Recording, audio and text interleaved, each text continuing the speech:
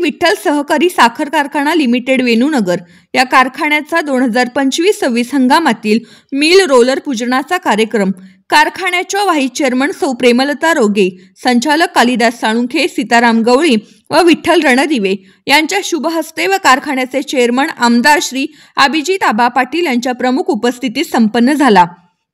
यावेळी बोलताना कारखान्याचे चेअरमन आमदार अभिजित आबा पाटील म्हणाले की सर्व सभासदांनी विद्यमान संचालकावर विश्वास ठेवून कारखान्याची सूत्रे आमच्याकडे सोपवलेली आहेत।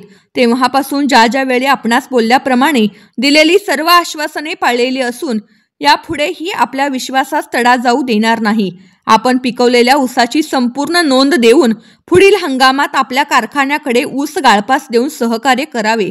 मागील सन 2024-25 गळीत हंगामामध्ये गळीतास आलेल्या ऊसास प्रति मेट्रिक टन रुपये 2803 याप्रमाणे ऊसाची बिले, तोडणी व वाहतूकदार यांची कमिशनसह सर्व बिले अदा केली आहेत। तसेच सेवानिवृत्त कर्मचारी व मयत कर्मचारी यांचे फायनल पेमेंट ठरल्याप्रमाणे अदा केलेले आहे।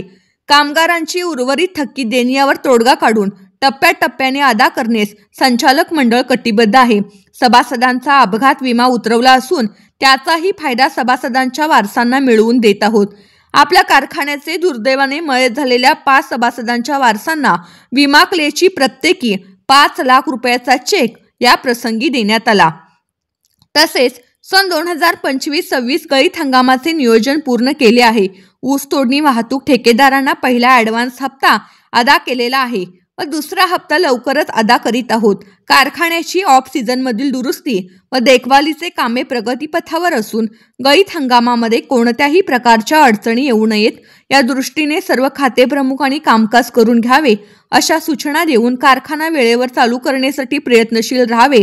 तसेच येत्या 2025-26 गळीत हंगामात कमीत कमी 15 लाख ते 20 लाख मेट्रिक टनापर्यंत गाळप करण्याचा संचालक मंडळाचा मानस असल्याचेही त्यांनी या प्रसंगी सांगितले। कारखान्यातली सगळी कामं झालीत। नवीन जे काम आम्हाला करायचं होतं मॉडिफिकेशन त्याचं सगळं आता अंतिम टप्प्यात आलंय। त्यामुळे यावर्षीचा हंगाम आपल्याला रोज 13 ते 14 हजार टन गाळप करून येणारा हंगामात 20 लाख गाळप करण्याचं आमचं उद्दिष्ट आहे। गाळप क्षमता वाढवली या वर्षीपासून असं समजलं, नेमकं कसं होतं आणि काय झालं? मागच्या काळामध्ये कारखान्याच्या मिल टेंडम वाढवल्या होत्या। अण्णांच्या काळामध्ये बकलची मिल होती 30-60ची, परत दादांच्या काळामध्ये त्याला 33-66, 36-72ची नॅशनलची मिल टाकली आणि नानांच्या वेळेस त्याला 42-84 मिल टाकली। परंतु बॉइलिंग हाऊस मध्ये जे बदल करायचे होते ते केलेले त्या ठिकाणी दिसत नव्हते। आम्ही निवडून आल्यानंतर त्या ठिकाणी बघितलं तर निवडून यायच्या पूर्वीच बकलची जी मिल होती अण्णांच्या काळातली ती पूर्वीच्याच संचालक मंडळाने त्या ठिकाणी विकलेली होती। आणि मग आता नॅशनलची मिल आणि आमच्याकडं जी उल्काची मिल आहे 42-84 ह्या 2 मिल होत्या। त्या उल्काच्या मिलला त्या ठिकाणी आम्ही आता ज्या पद्धतीने गेल्या वर्षी 7,500-8 हजारापर्यंत गाळप होईल आणि नॅशनलची जी मिल आहे त्याच्यावरती टर्बाईन ड्राईव्ह काढून आता मोटर VFD केल्यामुळं त्या ठिकाणी मोटर टाकल्यात आणि त्याचं सगळं काम केल्यामुळं तो त्या ठिकाणी 5,000 गाळप आणि हे 8,000 असं 13 ते 13.5 हजाराचं गाळपाचं मिलची साईज झाली। आणि बॉयलरच्या बाबतीमध्ये जो जुना बॉयलर होता जो डिस्कार्ड करायला लागलेले होते तो 40 टनाचा आम्ही रनिंग मध्ये घेतलाय।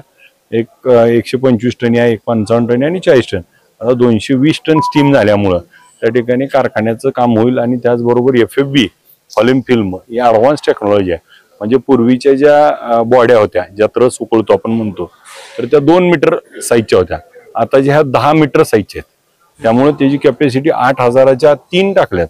त्यामुळे यावर्षी बॉइलिंग हाऊसच्या बाबतीत जे काम कमतरता होती 3 पॅन त्या ठिकाणी टाकले, बॅस्टॅप मशीन, त्याचे सगळ्या इक्विपमेंट्स आणि त्याचे हिटर्स वगैरे। त्यामुळे आता कारखान्याचं सगळं काम त्या ठिकाणी झाल्यामुळं यावर्षी गाळप त्या ठिकाणी चांगलं होईल। आणि त्याचा दुसरा असा फायदा होईल फॉलिम फिल्ममुळं आमचं स्टीम पर्सेंटेज केन जे आहे ते त्या ठिकाणी 10% खाली कमी येईल। त्यामुळे आमच्याकडे बगॅस जास्त उपलब्ध होईल। बगॅस जास्त उपलब्ध झाल्यामुळे विक्री होईल आणि दोन्ही कोजनचे जे टर्बाईन होते त्याला जे आम्हाला कमी पडत होते ते चालवून आम्ही बगॅस अजून मोठ्या प्रमाणात देतो। त्यामुळे यावर्षीचा हंगाम 20 लाख गाळप झालं। आपला कारखाना फुल कॅपॅसिटीने चालवून यावर्षी कारखाना त्या ठिकाणी यशाच्या शिखरावर जाईल। गेल्या काही दिवसातल्या घटना पाहता सभासद शेतकऱ्यांना काय आवाहन कराल?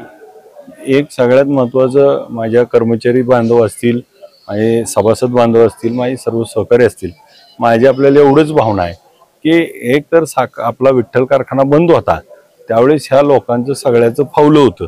आता विठ्ठल कारखाना गेल्या 3 वर्षात चालू झाल्यामुळं आज आपल्या विठ्ठलच्या सभासाला कोणाच्याही दारात ऊस जाण्यासाठी जावं लागत नाही. आपण जे शब्द दिला होता 2500 रुपये भावाचा तो दिलाय. त्या ठिकाणी 2825 ते 3000 बोललो होतो ते दिलाय. आत्ता बोललोय ते पण करायचंय.